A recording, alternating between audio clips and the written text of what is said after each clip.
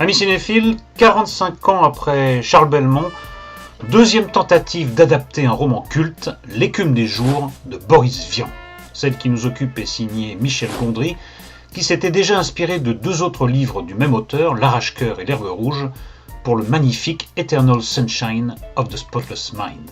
C'est peu dire que ce film était attendu, et c'est aussi peu dire qu'on ne savait pas à quoi s'attendre, tant Gondry se plaît à passer d'un genre à l'autre et à varier les plaisirs, de la comédie potache, soyez sympa rembobiné, au documentaire familial, l'épine dans le cœur, en passant par le film de super-héros, le frelon vert. Hélas, mille fois hélas, 2 heures durant, l'ambition de Gondry se limite ici à vouloir en mettre plein la vue du spectateur. D'abord, par un casting taille patron, Romain Duris, Audrey Tautou, Gad Elmaleh, Omar Sy, Alain Chabat.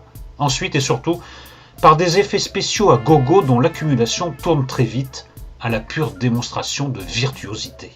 À force de lâcher la bride à son imagination visuelle, le réalisateur en finit par oublier qu'il devrait aussi nous raconter une histoire.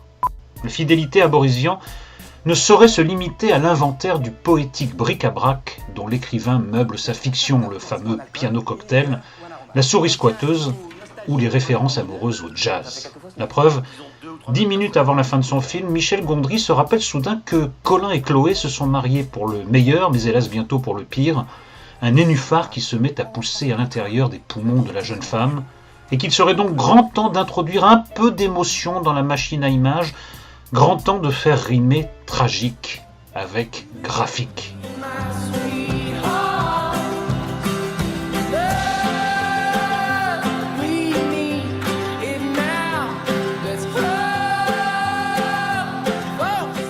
Trop tard, beaucoup trop tard, il y a longtemps que cette écume des jours s'en est allée au viand mauvais.